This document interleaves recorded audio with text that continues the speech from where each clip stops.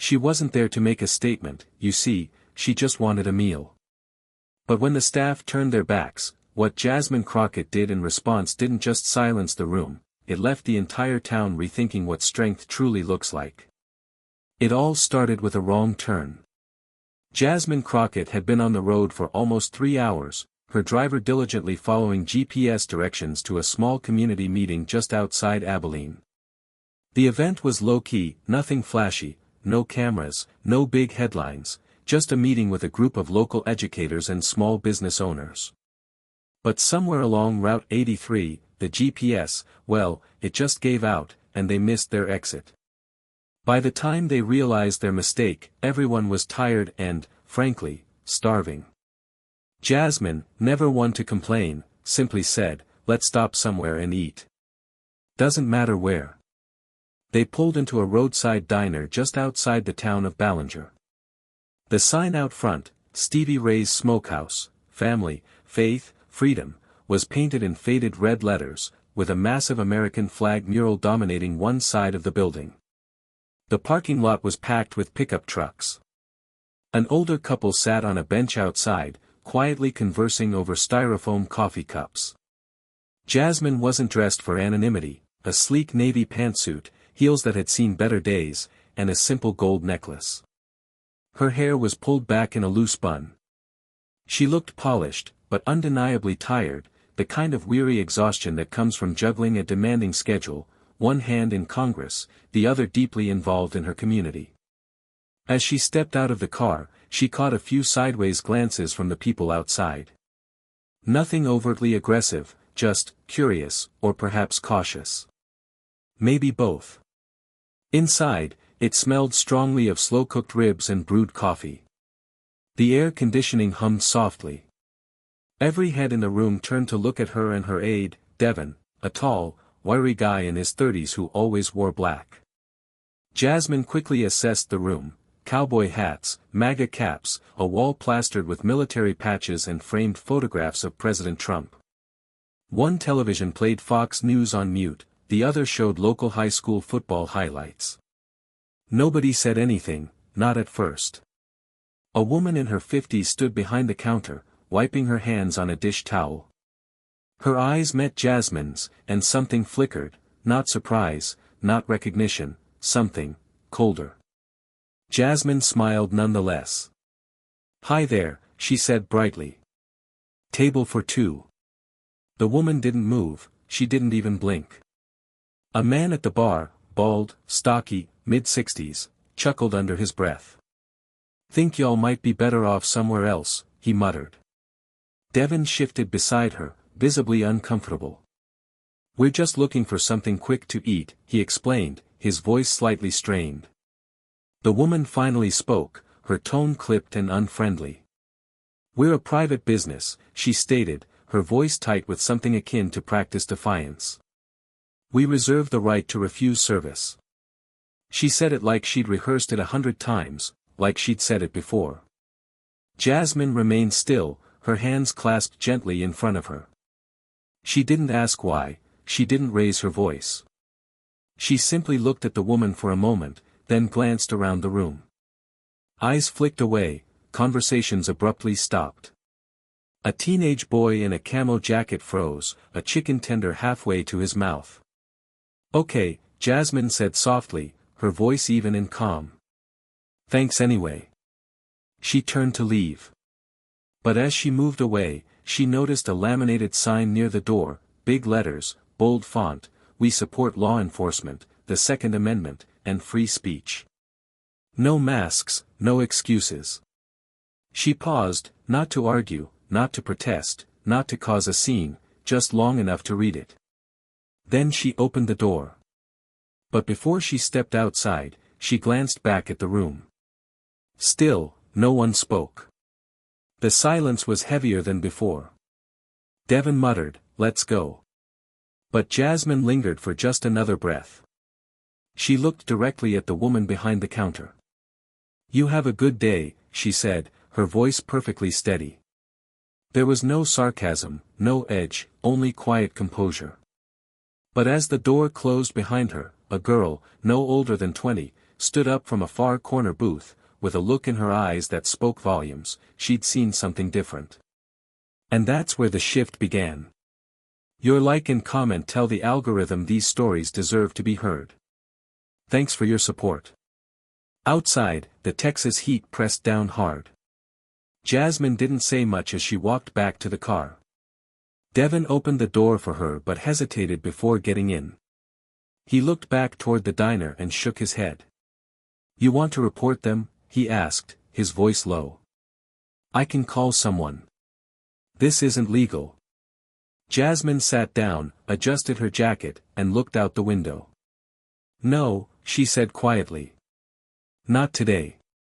Inside the diner, the room remained quiet, longer than usual.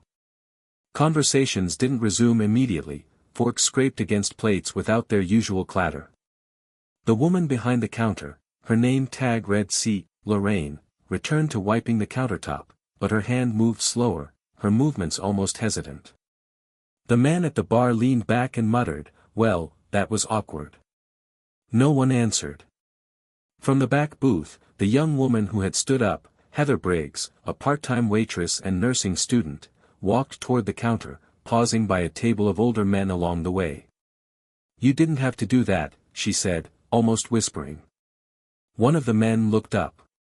She didn't belong here, he said gruffly. You know how folks are. Heather kept walking. At the counter, she lowered her voice, maintaining a polite tone. Miss Lorraine, she began, she didn't cause any trouble. See, Lorraine didn't look up. You think she came in here by accident? That's politics, Heather. She's a politician. Don't be naive. Heather stood silently for a second, her lips pressed together. She'd worked at Stevie Ray's for 2 years, the tips were good, the hours steady. Her father had always told her not to ruffle feathers if she wanted to keep her job. But something about the way that woman, Jasmine, had stood there, saying, thank you, after being turned away, it had shaken her, just a little. Meanwhile, back in the car, Jasmine was checking her phone, making sure they wouldn't be late for the meeting in Winters. She wasn't angry, not visibly, anyway. But Devin knew her well enough to recognize the silence. It meant she was doing the math in her head, measuring how much the moment had cost her, how much it was worth, and whether to let it go. You've had people yell at you before, Devin observed, his voice gentle. But that was different.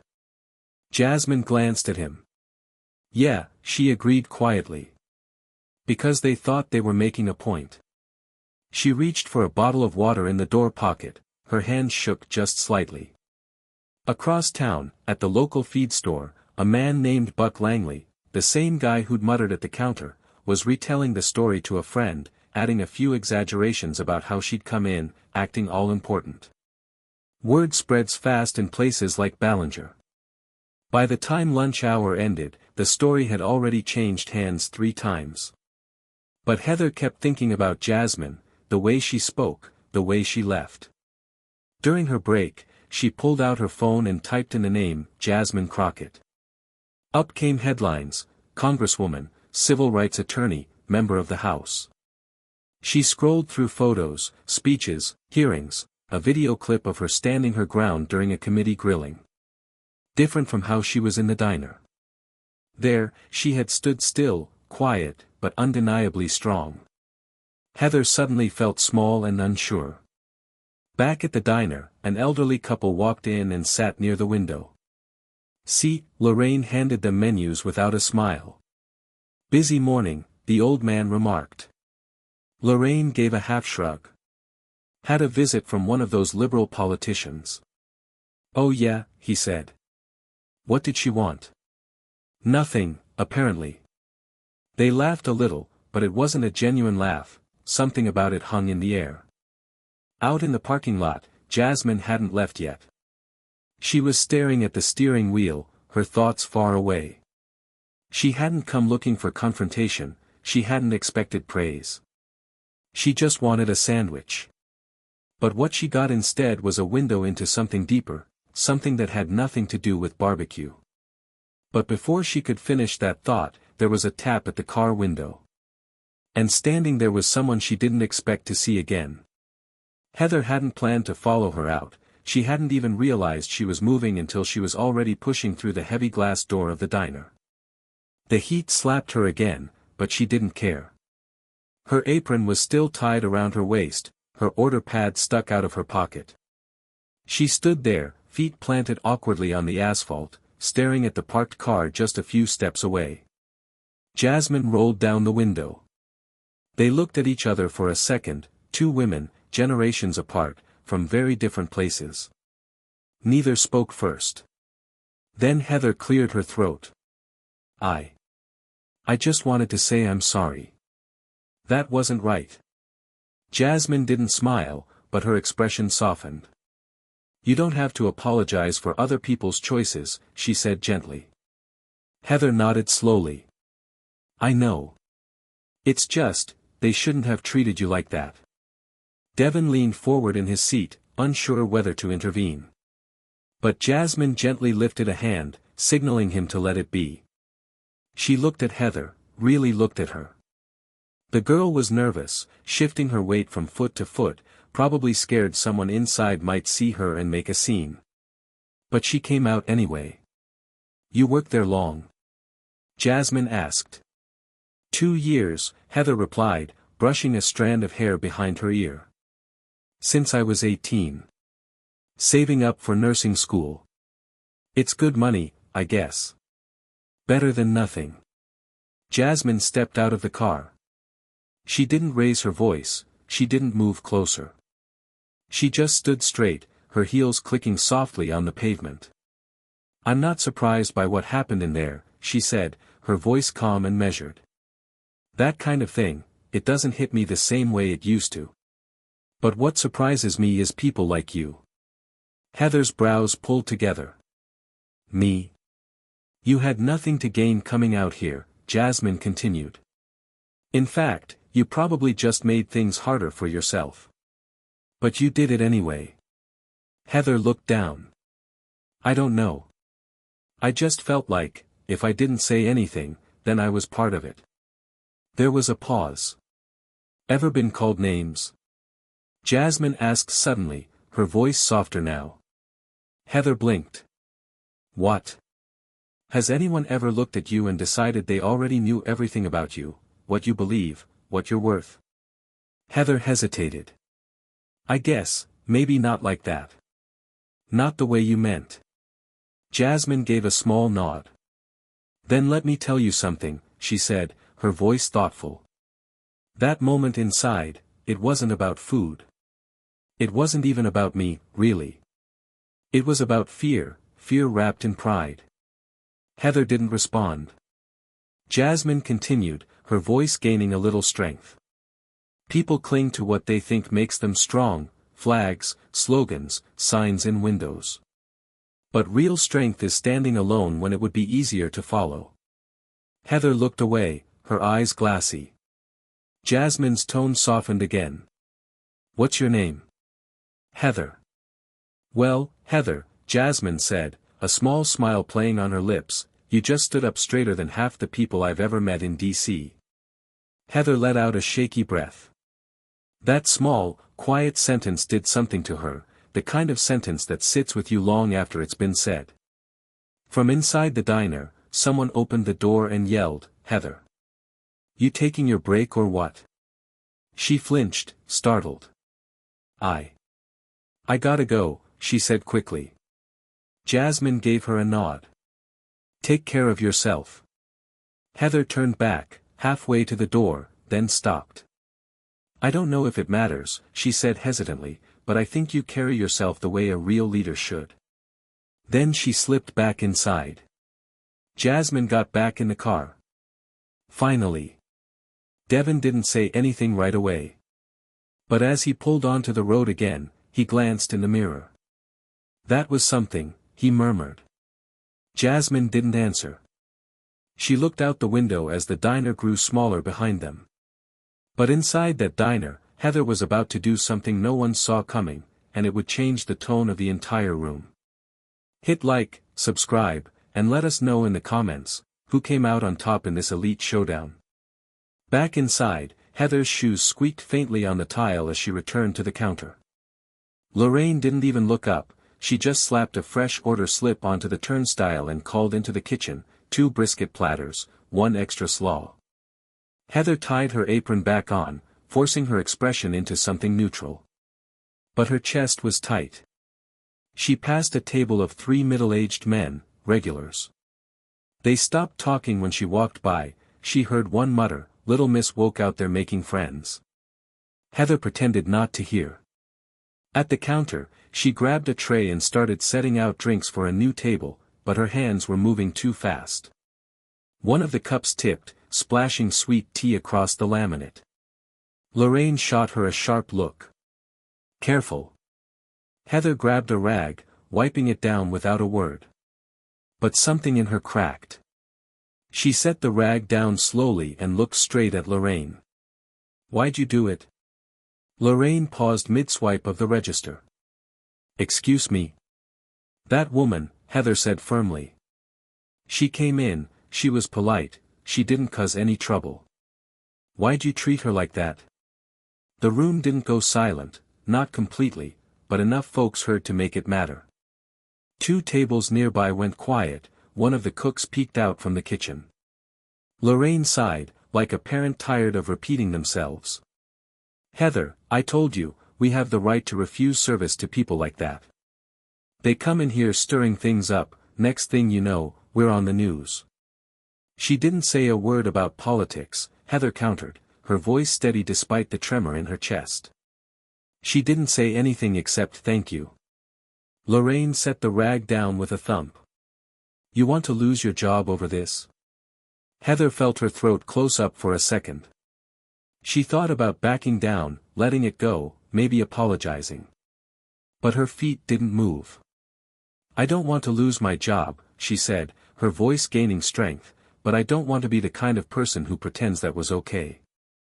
Someone at the corner booth coughed, another man at the bar raised his eyebrows, clearly entertained. But nobody jumped in, nobody defended Heather either. Lorraine stared at her, her jaw tight.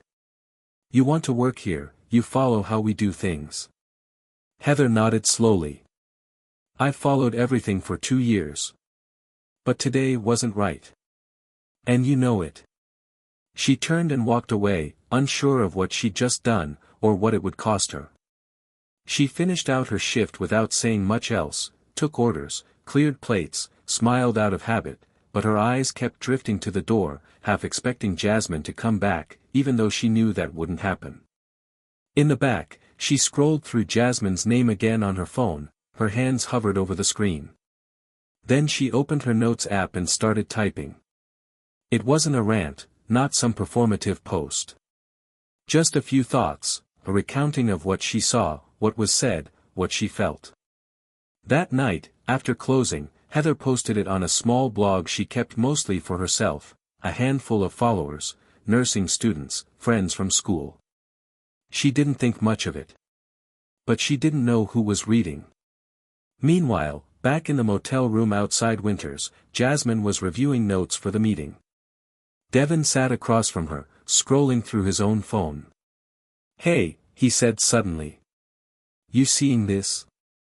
He passed her the phone. There it was, Heather's post. Her name wasn't in it, but the story was unmistakable. It was spreading quickly, not viral, but enough. Enough that people outside that small town were paying attention. Jasmine read it silently, her expression unreadable. Then, finally, she set the phone down and looked at Devin. "She didn't have to do that," she said quietly. "No," Devin agreed, his voice low. "But she did." But Jasmine didn't know that Heather's decision was about to ripple far beyond a blog post. Because the next morning, someone else was going to speak up, too. The next morning started like any other, coffee brewed behind the counter at Stevie Ray's, the regulars filed in, some talked about the local high school game, others argued about fuel prices. No one mentioned what had happened the day before, at least not out loud. But it hung there quietly, like dust that hadn't settled. Lorraine moved stiffly behind the counter, she hadn't said much since closing, no apology, no explanation, just more of the same business as usual. But something was different. At 9:12 a.m., a man named Kenneth Darrow walked in, retired farmer, longtime customer. White beard, flannel tucked into pressed jeans. Everyone knew Kenny, he'd been coming to the diner since before it changed names 3 times. He took his seat at the window, ordered his usual, 2 eggs, hash browns, sausage links. Heather poured his coffee without a word. He watched her for a second. "You all right?" he asked gently. She nodded. "I'm okay." He tapped the edge of his mug. "You were brave yesterday." Heather blinked. "I didn't do much. Round here," he said, his voice low but firm, "just saying something can feel like climbing a mountain." Heather looked down at the floor, unsure how to respond. A few minutes later, after his plate arrived, Kenny set his fork down and pushed his chair back slightly. He cleared his throat. The diner didn't exactly go silent, but the noise dimmed enough. "I saw what happened yesterday," he said, his voice steady. Not shouting, just firm. "I've known Lorraine a long time. We don't always agree, but I've never seen her turn someone away like that." Lorraine stood behind the counter, her arms crossed. Kenny didn't stop, Heather thought. "That woman didn't come in looking for a fight," he continued. "She didn't carry a camera crew. She just walked in, hungry." Someone in the back muttered something under his breath. Kenny turned toward him. "You got something to say, say it. Otherwise, let me speak." Nobody said anything. "I don't know much about politics," Kenny continued, his voice calm and measured. "But I know what manners look like. And that woman had more dignity than some of the folks calling themselves patriots in here." A few people shifted in their seats. "She said, 'Thank you,' after being refused service," Kenny pointed out, his voice gaining strength. "That tells me something." Lorraine's lips were tight. "You don't understand, Kenny. People like her, they stir up trouble. It's not about dignity, it's about what's best for this place." He gave her a long look. "What's best for this place is decency." That landed harder than expected. Heather's chest rose slowly, she wasn't the only one who felt it. From another booth, a man who hadn't spoken all morning raised his hand, like he was in church. "I didn't like what I saw either." Then another chimed in, then someone else. It wasn't loud, there were no speeches, just scattered acknowledgments, small but deliberate. Nobody was calling for protests, nobody said the word boycott. But the mood had shifted. Lorraine said nothing. And when Kenny finished his breakfast, he walked to the counter, left a $10 tip, and looked Heather in the eye. "You did something good." She smiled, just a little. By noon, word had spread again, not online this time, face to face. A few teachers from the local high school stopped by the diner out of curiosity, they ordered takeout but made a point of being kind to Heather. A retired librarian left a note folded on the napkin dispenser, "Grace matters. Don't forget that." Meanwhile, the blog post continued to circulate quietly. Someone shared it in a Texas-based Facebook group, then it ended up on a Reddit thread about quiet acts of resistance. People didn't argue, they just read. And something strange started to happen, not loud condemnation, not outrage, just reflection. But what no one expected was who would show up at the diner's door the very next day, and what he would ask for. The next day was quieter than usual at Stevie Ray's, even the regulars spoke in softer tones, as if the air itself had shifted somehow. The news hadn't picked it up, no headlines, no interviews. But the story was moving on its own, whispered across tables, passed from one phone screen to another. The power of a simple moment, the kind people don't forget. Just before noon, the bell above the door rang. Every head turned. A man walked in, wearing jeans and a button-up shirt with the sleeves rolled up, broad-shouldered, maybe late 40s, skin tanned from years outdoors. His name was Gideon Pratt, a ranch owner from a few towns over, known for being proud of two things, his land and his politics. He wasn't the kind of guy who kept to himself. People listened when he spoke, not because he demanded it, but because he meant every word, good or bad.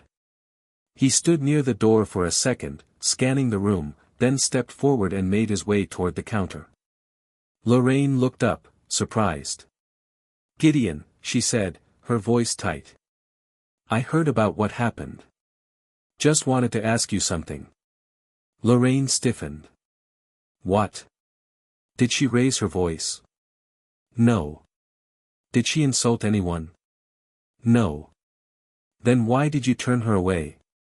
Lorraine opened her mouth, then closed it again. Gideon didn't press, he just nodded slowly. "Thought so."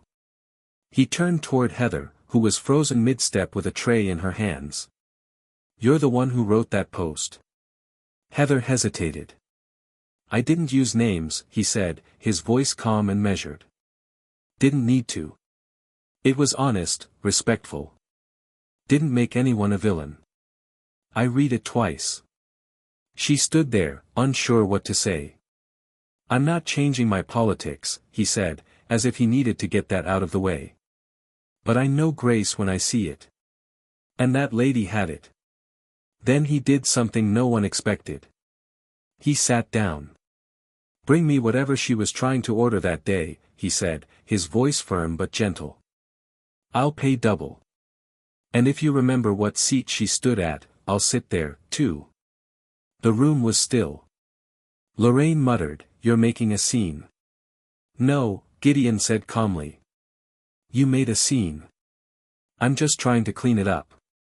Heather moved slowly to the back and placed the order herself. She didn't know what Jasmine wanted that day, but she guessed: brisket sandwich, no sauce, side of slaw. Something simple. She served it to Gideon, her hands still shaking. He took one bite, wiped his mouth, and said, "Good food. Shame it didn't get served when it should have." A few patrons clapped softly, but sincerely, not for Gideon necessarily, but for what it all meant. Outside, someone snapped a photo through the diner window, Gideon sitting alone at the counter, in the same spot Jasmine had stood. That image, without a caption, would be shared and reshared in places no one expected.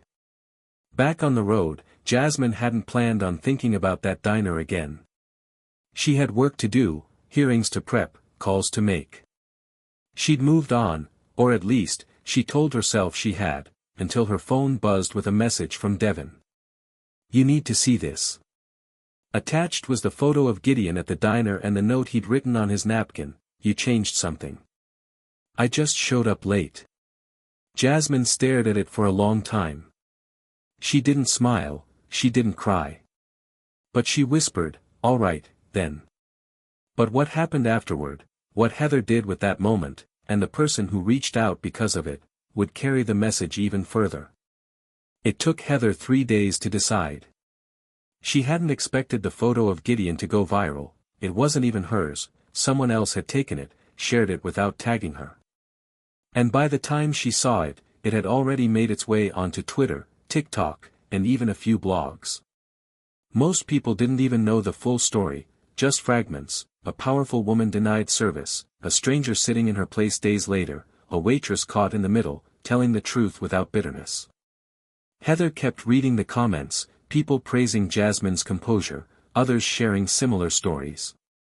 A few trolls, sure, but not many.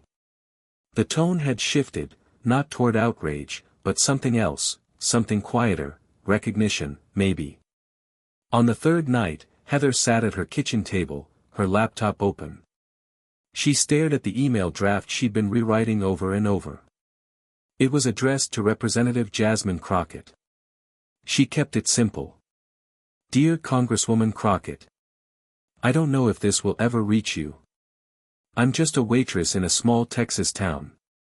You probably didn't mean to stop in, but I saw what happened that day. I saw how you handled it, and I wanted you to know your silence said more than anyone's yelling could. You didn't try to shame us, you didn't try to make a point. You just walked out with grace. I've never seen someone carry that much power without using it to punish, and it changed something in me. I've started looking at people differently, listening more, judging less. I just wanted to say thank you. You probably didn't come here expecting to make a difference, but you did. With respect. Heather Briggs. She hit send before she could second-guess herself again. 3 days later, her phone buzzed. It wasn't an email, it was a call, unknown number, Washington, D.C. area code. She answered on the third ring.